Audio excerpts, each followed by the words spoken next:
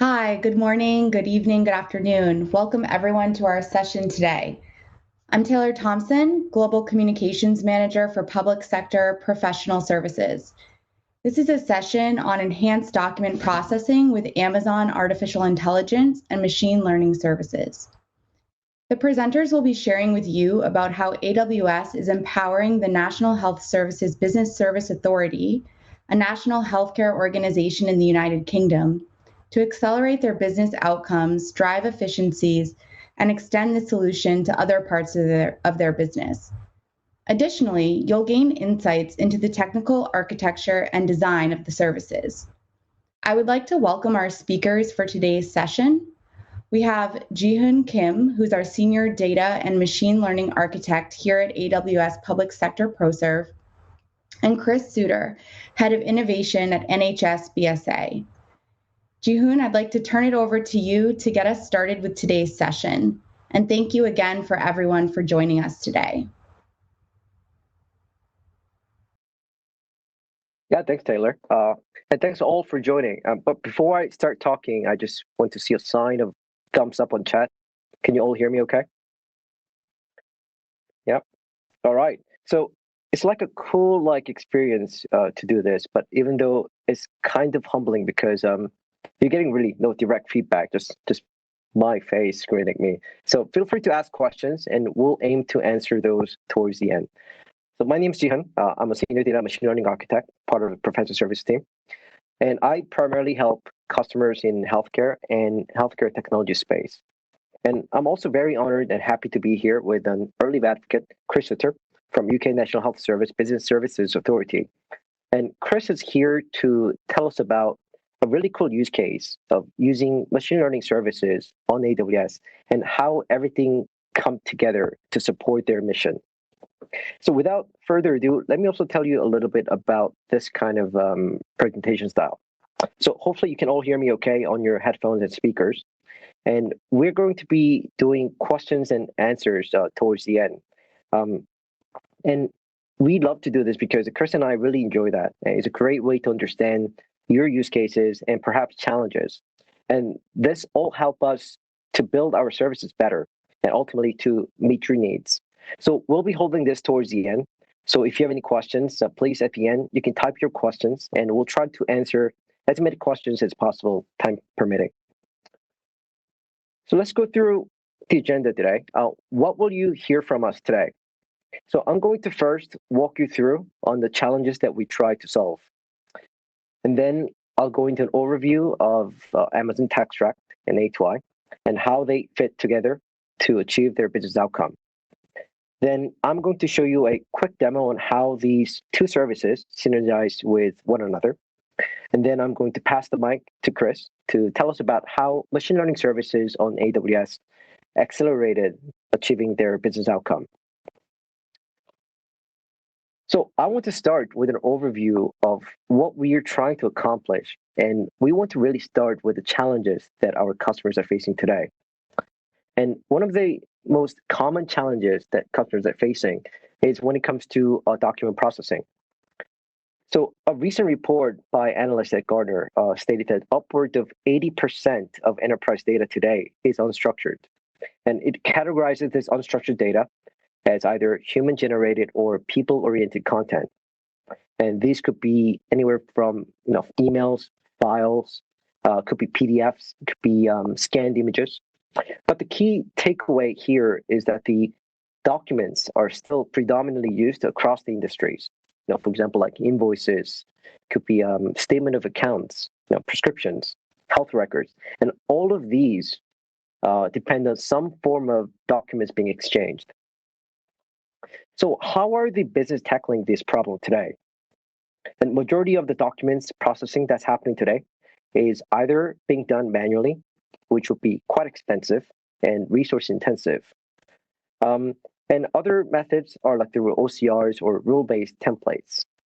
But let's focus on the manual processing a little bit.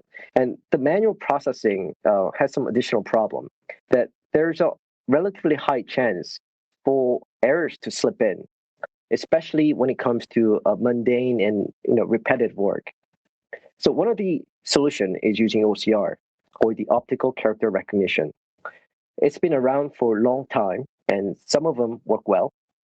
But problems here could be that the OCR usually works well with simple documents and usually prints a flat bag of words.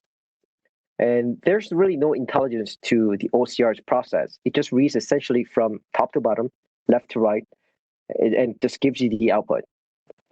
And people have sought to improve upon this experience, to overcome this limit of the OCR. And that's done by setting up the rules and the templates. And to make these really effective, it does take time. You have to have developers and management taking time to set up the process as a part of a workflow. But once it's set up and when it works well, it does work well. Now, the part of the challenges here is that the templates are not very flexible. And they're hard to adapt if there are any changes to incoming documents to be read. So, they're very specific to, what they're designed for. So if you have set up one template, and if you try to run a document through that may have ever so slight of a deviation from the original document that the template was designed for, you may run into some issues. So to address these challenges, we developed and launched Amazon TextRact. It is powered by machine learning, and with TextRact, you can extract text and data from virtually any documents in any format. There's no need for templates, no need for machine learning experience. And TextRact covers and handles well text extraction. It also handles table and form extractions. And just a month ago, we also announced the support for recognition of handwritten text, along with the support for additional languages in Spanish, German, Italian, Portuguese, and French. And TextRact has a native integration with A2I for human in the loop. Now, all of these features that I've just outlined are out-of-the-box functionalities. It's that easy to start using it.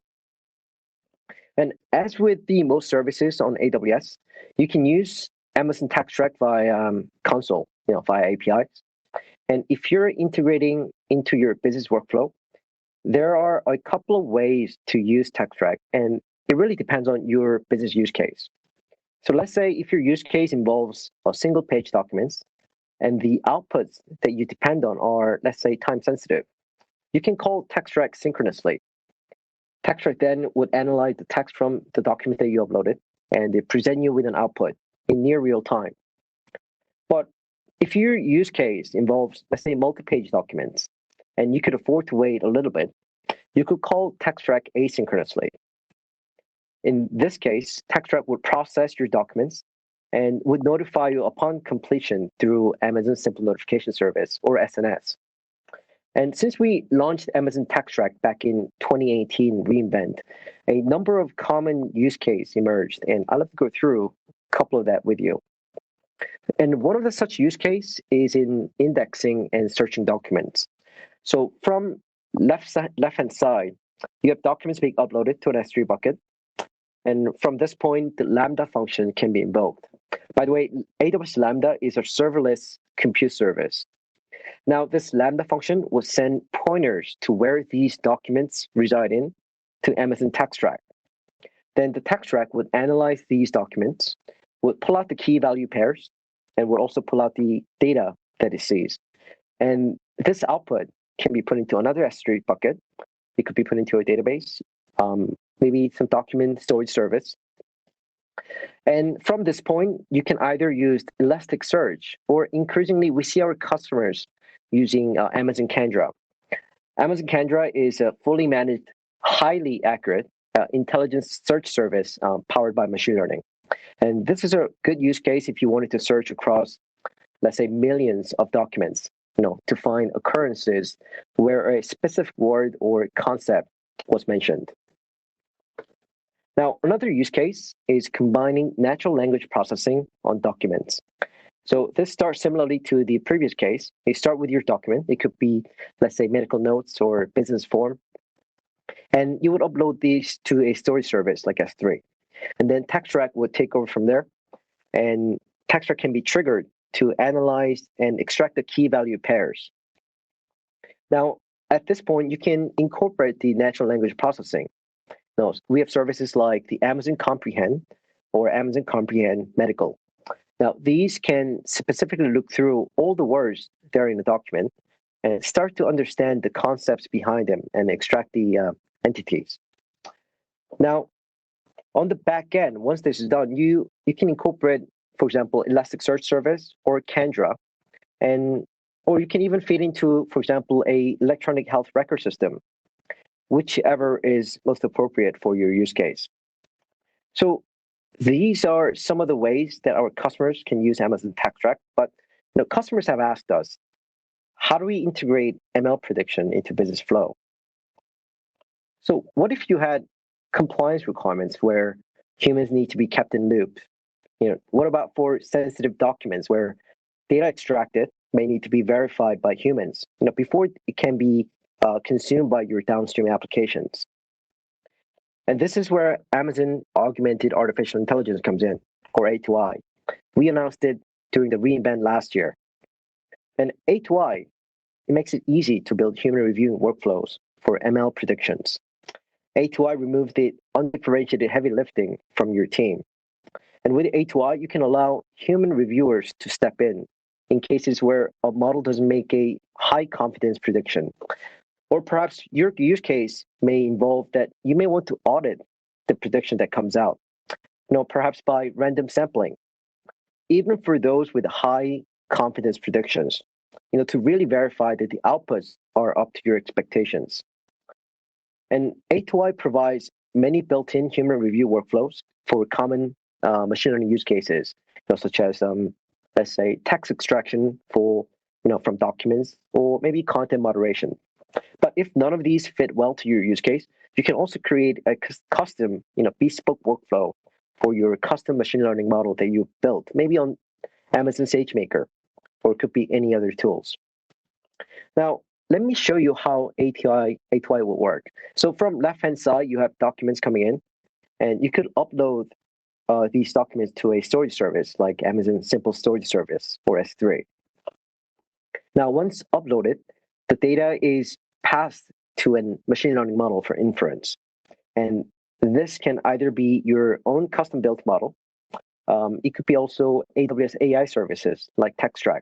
But whichever route you choose to take, the machine learning model will generate predictions along with its confidence scores.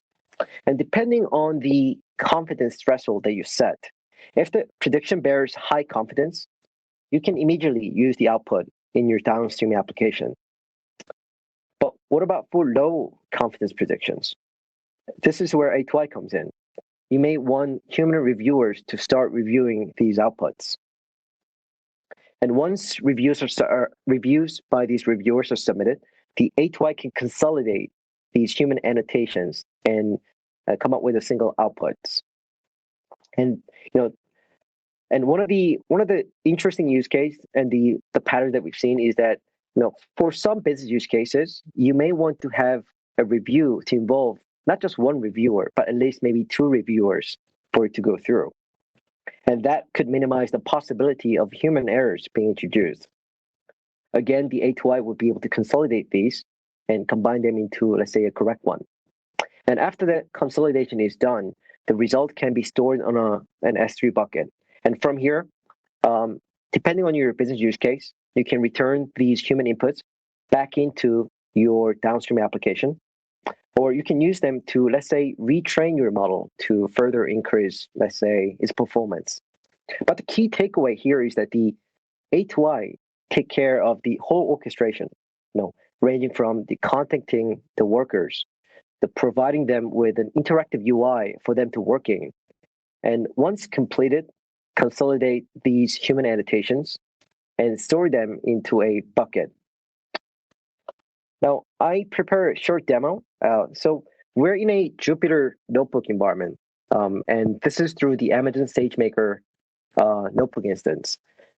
So what we're going to do is we're going to go through a sample document through this text track. So let's first look at what this document would look like. So I'm going to click on and try to see what the document is. In this case, it's a sample prescription, handwritten. And from top right-hand corner, you can see this this person is Mrs. Rachel name. Looks like she lives in Long Road, Anytown. We can see her age, date of birth, 1974. Top left-hand corner, we can also see the pharmacy stamp. And towards the bottom, you can see the signature of the prescriber, just like any nurse. And looks like the date is 2006. So now that we've seen what the template, what the document is looking like, we're going to upload it first to an S3 bucket. So we're going to launch a script. So it's looking through the S3 bucket and upload this image. And from this point on, before we process it, we're going to prep the A2I. And there's two steps involved in this. First, you want to create the human review workflow. And once that's done, you want to invoke the human loop so that the reviewer can start review the documents. So let's first start creating the human review workflow. So I'm going to launch that script. So it's going to prep the environment, and it's going to start creating that human review workflow definition. And once that's done, it's going to pop out with a private worker portal.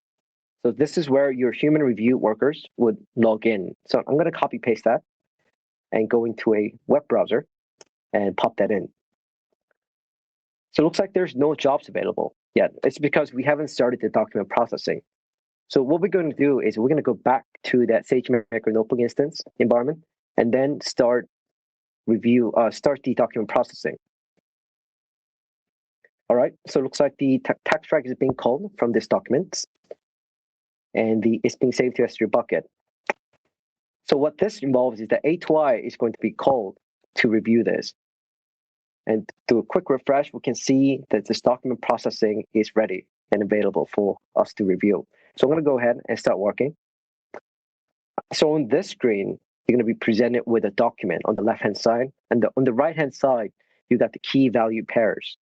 Now, in the top left-hand corner is where the instructions would reside in. It's normally minimized, but you can use your bespoke custom instruction if you like, but this is one of the built-in one. So I'm going to close that to maximize the space. Now, if you click on one of these key value pairs, you can start seeing that it highlights on the form itself. So for example, the signature of the prescriber, red, any nurse, is great. Next one is date of birth. Looks like 1974, March, looking all good, okay. And we're going to move on to date. Looks like these correctly detected it. The next one up is a 4 dispenser number of prescription. So it looks like that part is empty. So we're going to have to click on the value is blank. And next one is the title of the patient, the name and the address. And it looks like it's detected correctly, but for the demonstration purposes, I'm going to relocate the Anytown towards the end. So I'm going to make it into one long road and make it into Anytown towards the end. And you can notice that I'm tabbing through these. So this UI, you can also navigate through your keyboards. Now, the endorsement part is empty. So I'm going to click on the value is blank. The age part, 32, looks correct to me. And the next one is the number of days treatments. So this is empty. So I'm going to say the value is blank. And the last one is the pharmacy stamp. And it looks like it detected there's a stamp. So I'm going to leave it at that. Now I'm going to click submit, but it's going to throw error that the one value blank is not checked, which is the 4 dispenser part. So I'm going to go back up, click on value is blank, and hit submit. So at this point, the human annotation is ready to be reviewed. So I'm going to go back to Jupyter Lab environment, run the script so that I can start comparing the output from the text track to that output of the A2I human annotated version. So it's going to first look through the workflows. It's going to start reviewing the results. It's going to gather those results and analyze it. So the green text is the A2I human annotated one. The red is the raw output from the text track. And this is the how the A2I and text track work together. So let me go through and do a quick recap of what you've just seen. So with Amazon Text Track, we've uploaded a handwritten document to Amazon S3, and then in turn, Text Track extracted the data from the sample form. On the A2I side, it was effortless from user perspective, but it really behind the scene, it essentially orchestrated the whole human review process, setting up the interactive UI for reviewers to work in, notify upon jobs being available, and assign them, assign these jobs to the reviewers, and at the end, consolidate the results. So with that, I'm going to turn myself off, and I'm going to let Chris take over and tell you about how NHS BSA is using AWS machine learning services to achieve their business outcome. Chris? Thank you, Jihyun. Give me 2 seconds while I take over the screen.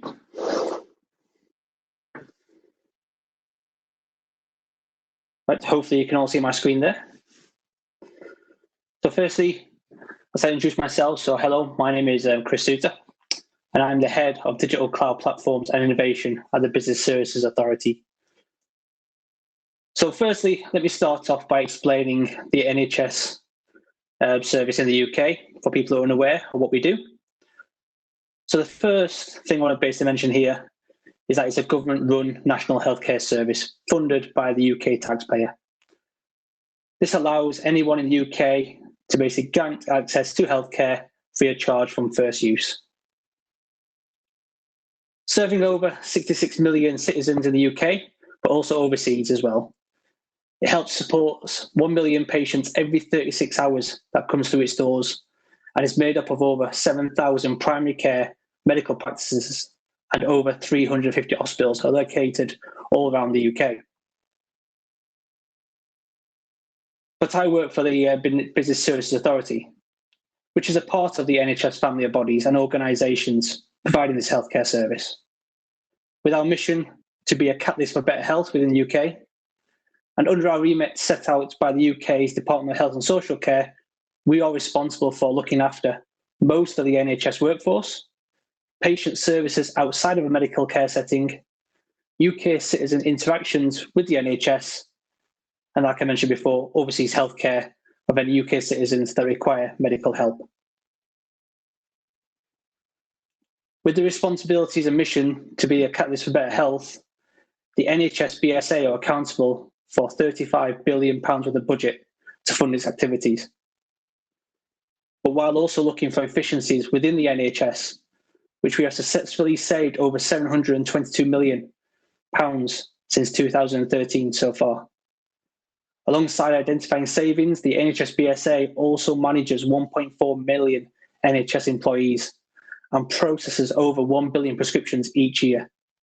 And it's the prescription part that I want to talk about today, and how we extract data from these paper-based prescriptions using the machine learning services from Amazon. The prescriptions we receive are prescribed by GPs to their patients and then fulfilled by the pharmacists, where patients receive their medication. These prescriptions come from the NHS BSA to reimburse the cost from the pharmacies. When the prescriptions arrive, it involves a 5-stage process. So we receive the delivery of prescriptions from the courier. We have to unbox them, sort them out into free prescriptions or paid prescriptions, prep them, which involves removing stickers, staples, and flattening out the crumpled pieces of paper. And then finally, as you can see in the video here, it's the scanning of the images. Our scanners allow for 16,000 to 32,000 prescriptions per day to be scanned, and of which we have 16 of these marvelous scanning machines across our business to carry out this task. To help the scanning and extraction of data, the NHS BSA also employs around 300 people across our 3 sites, with its core sole purpose to reimburse pharmacies for the medication and equipment they provide to UK patients. Even though this system is absolutely brilliant and fulfills our needs so far, we found 3 major challenges within this process area. One is it's a legacy monolithic system, which is overly complex to maintain. It only also collects a small amount of data and information in the form to reimburse the pharmacies. And thirdly, but no means least, it does not read handwritten prescriptions, which we do receive some. So with the NHS BSA being responsible for processing approximately 45 million prescriptions each month, of which 18 million are paper-based, if you give you some idea, if you stack all them prescriptions up, it would actually equate to 5 times the size of Eiffel Towers. It's basically processed end to end. So there's a lot of paper there which we have to scan. And the average payout per prescription is £20. which results in an approximate cost of £9.4 billion reimbursed every year to UK pharmacists. And to give you some more perspective on this, this is 10% of the overall NHS budget within the UK. So looking at this, we basically came up with a question ourselves. Can we extract data from NHS prescription forms at a higher level of accuracy by leveraging newer technologies, such as machine learning? So one thing, we actually reached out to Amazon and asked them if they can help answer this question with their technology stacks. But firstly, we had to identify the challenges that the team had to overcome. So the challenge of scale. So 18 million paper-based prescriptions per month will have to be scanned and processed. Reducing the high operational costs. The large amount of people that is actually required to input, check, verify the prescriptions in a well-regulated environment, but also which we can actually repurpose and use well elsewhere in the business to deliver better value. The flexibility of the service. Currently, this is only one work stream for prescriptions, but the NHS has multiple paper-based systems which could benefit from this type of scanning service and data extraction. The diverse and variation of prescriptions, as there are many different types of prescription forms within the NHS, whether that be from GPs, dentists, hospitals, etc. Handwritten forms can be read by our OCI service. That is not the case currently, and which is something which we need to actually pick up and actually use better use for. And the ease of maintenance of this aging monolithic system with its reduced number of specialists currently looking after it, and where will it actually go from here. But also, which is really interesting to me being an innovation piece, what can we actually do with this service going forward to help the NHS, and what can come next down the line with this service? So out of these challenges came 5 requirements which we identified. One is maintaining and improving upon our very high standards and accuracy of data collection. Second one was migrating as many people from our prescription process into more job-fulfilling roles and to better serve the UK public. And then we wanted to also collect more data from these prescription forms for use in better understanding the population health within the UK. Fourth was actually to enable our in-house developers to use this service and expand it out into the use cases. And the fifth one, we wanted to use off-the-shelf services so that our development teams can concentrate on more innovation and using these technologies to carry out additional tasks. We also identified the end-to-end process to allow us the data to be successfully and accurately collected. This involved scanning the image with our on-premise scanners, which you saw in the video before, and uploading them to the cloud. Pre-processing these large amounts of scanned images that have been uploaded to get out the best data from them.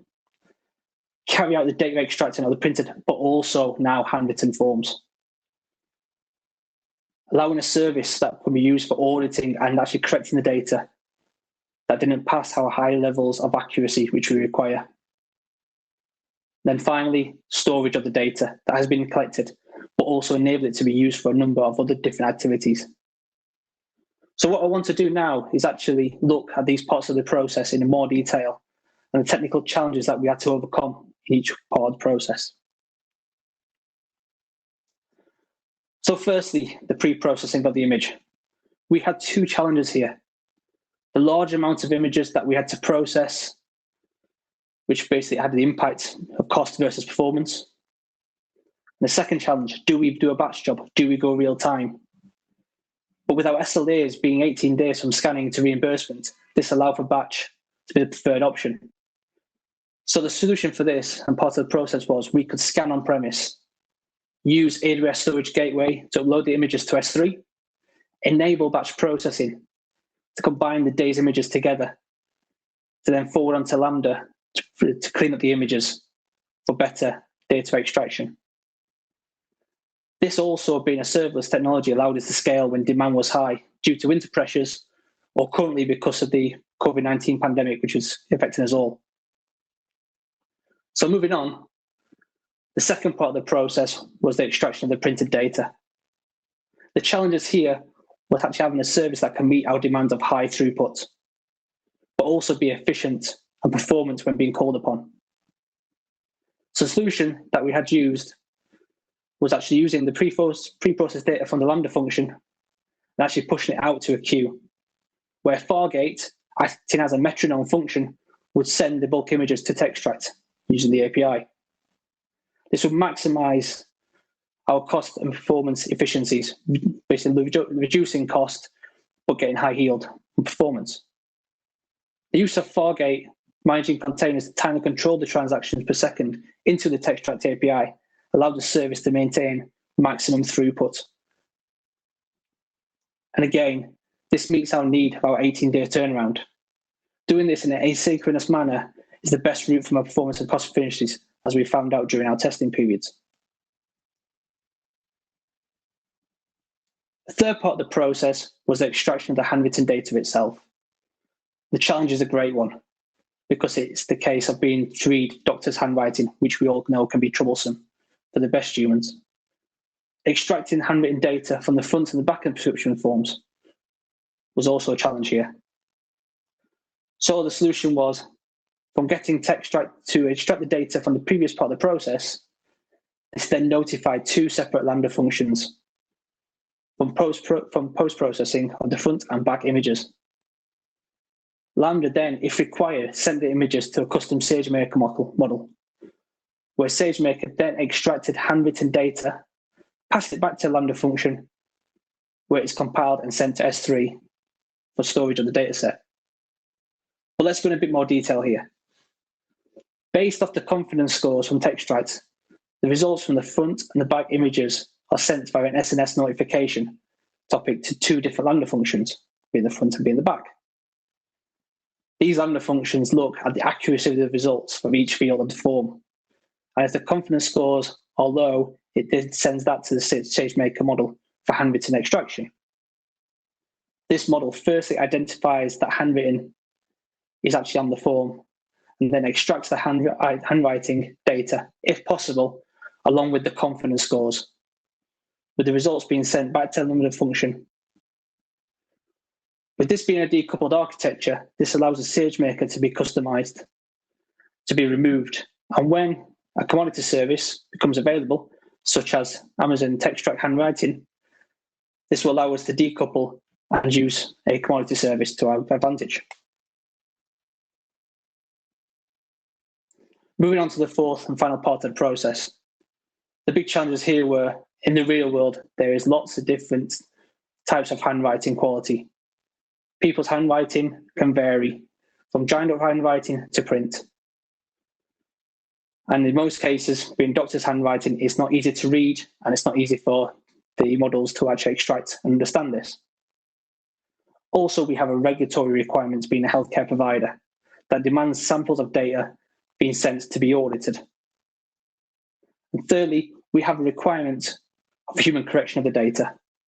Again, with handwriting being a challenging subject, we needed that comfortable area where we could basically get our highly skilled staff to correct data if required.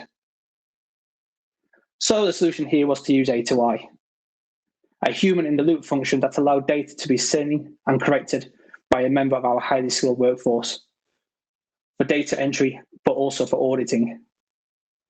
With the use of A2I, this enabled us to input the correct information that couldn't be read either by Textract or by our custom SageMaker model, but allows the human-in-the-loop interaction to get accuracy ratings up to and above 99%, and also allowing multiple auditing to be carried out throughout the process.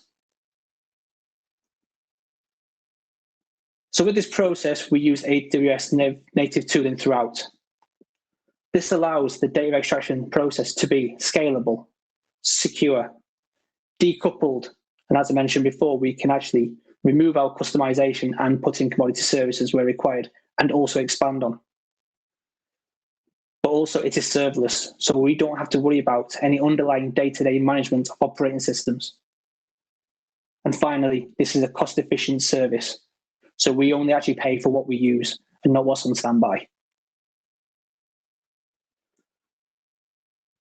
And with this process and infrastructure in place, we've actually achieved our goals that we set out in a simple and efficient manner. But what about the other use cases in the NHS I mentioned before? So our next challenge that we're looking at is paper-based medical records. With the UK's driver to become digitalised in all digital types of paper, we found that perfect match. Combining the machine learning capabilities we have used with prescription processing and the wealth of information that we have looked up in paper from medical records. The NHS BSA has identified a use case of scanning these medical records and extracting the data for the greater good of the UK, patients and other NHS bodies. So we have invested in expanding our current scanning capabilities in the NHS BSA and looking what the art of the possible is. Paper-based medical information that can be extracted, potentially used for planning and research in the NHS. Extracting medical data via machine learning can help categorise, identify patterns, and provide a doctor or nurse with instant information. The use of this data can also be used to provide better outcomes for patients within the healthcare service or for healthcare further. The future holds many possibilities for the data extraction by this solution, such as making medical data on a patient more easily accessible by a doctor, nurse, or care provider. The ability to flag any outliers in the data so people can actually investigate further. Allowing deeper insights into population health and where interventions are also required. Or simply to become an enabler for collecting that data from paper-based forms, which there are many throughout the NHS. But with the input of human-in-the-loop function, this also allows machine learning models to be retrained to become more efficient and also increase their accuracies of the data they collect. I'd like to thank you for your time today, and I'll hand back over now to Jihan. Yeah, thanks, Chris. So Chris and I have been working together for almost 2 years, and it has been a great collaboration among the AWS tech stack and the A2I service team, account team and business development and professional services team, working with NHS BSA. And it still amazes me the scale of the operations we're dealing with. And this is just the beginning, like Chris said. There are a number of enhancements and the feature additions to the build, on top of what we already have, to really drive their business goals.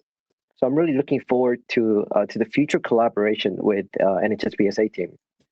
So with that, I'm going to pass the mic to Taylor, and we could probably start the Q&A. Perfect. Thank you so much, Jihoon, and thank you, Chris. This was excellent information. So we have a couple questions coming in, and one of them, one of the questions is focusing on meeting compliance requirements. If the compliance requirements, if multiple people are required to review confidential documents, how easy would it be to meet this compliance? Yeah, Chris, you want me to answer that? Yes. So in the case what we've done in the BSA, we've actually used this the compliance tools. So in the human in the loop, we can actually get 3 people involved for just cross-checking purposes. Also with the services which Amazon provide has a number of compliance built underneath it. So we actually run this service within the UK, being a UK healthcare authority, and actually meets our criteria there in terms of regulations, but also allows third-party auditors to actually access the A2I tooling to actually see the audit as it goes through. And also with the security perimeters around it, we can actually keep an eye on who actually sees the images. So we can actually work out any data irregularities will come through that as well.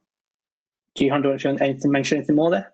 Yeah, of course. And further to those efforts, we worked extensively with the NHS BSA towards the beginning of this year to really bolster the security front. So, for example, even if you log in, those who are familiar with the AWS console, as an administrator, you have all-powerful access on your environment.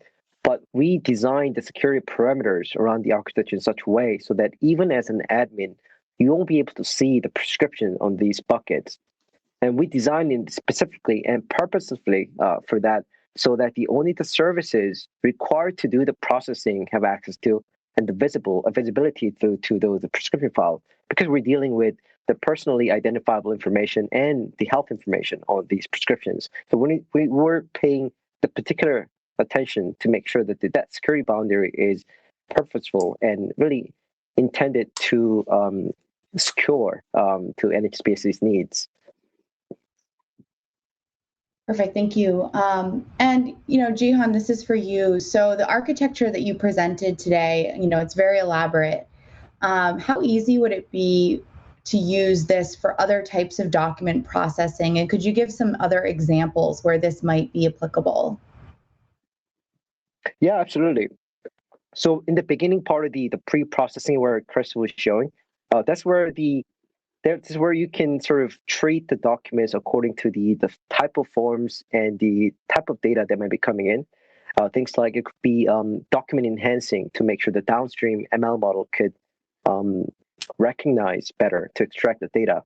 So in terms of the feasibility of adapting different documents, you can adapt the pre-processing part. But the latter portion of adapting to different documents needs, that's something that I'm working with Chris with BSA.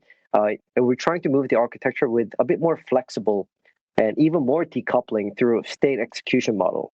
So what we're trying to build is for each of the prescription coming through, it would go through its own state execution model, in that you would be able to, one, have the visibility of the logics in these microservices in the Lambda functions, so that you can modify to really suit to different document types that will be coming through.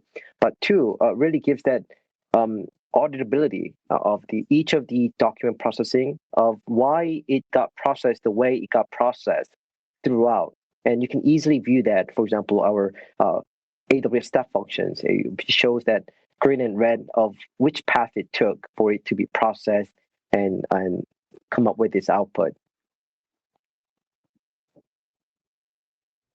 Perfect. Thank you, Jihan. And you did talk about the future of this solution, and so it would be interesting to know how scalable the solution is going to be. So how many documents will this be able to handle in the future? Yeah, well, I think, Chris, you probably tested a lot thoroughly than I have. What do you think? Yeah, so we carried out some testings when we started building this solution. And at one point, we actually went to 100 million documents per month scaling through the system, which it handled pretty with ease, to be quite honest. As again, being the solution being totally serverless, the sky's the limit, and depends on, to be honest, your budget for how much service you want to spin up behind it. But it's also working out the cost efficiencies there, like I mentioned before, whether you use a real-time scanning solution or batch or synchronous, asynchronous. So to be quite honest, it depends. It can scale. Got no problems there. 100 million documents per month is a lot for us. So yes, all good from our point of view. We have a couple more questions coming in through the chat.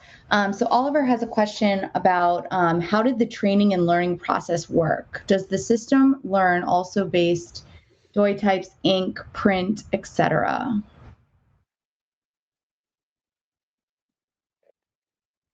The system learn based on document type or ink print? Oh, okay. I think you're meaning if we the custom model that was developed for the handwritten text. Is that what you're alluding to, Oliver? I'm just going to assume that that's we're using the off-the-shelf text track to do the most of the data extractions, and we use only the handwritten texts and those documents through the custom ML model. I think it was developed on top of the MXNet. But in terms of the ink print and things, that's where we introduce the pre-processing to, for example, like manipulating alpha scale and grayscaling of the documents to really make the uniform inputs going into the ML model so that we would minimize the deviations for the incoming documents.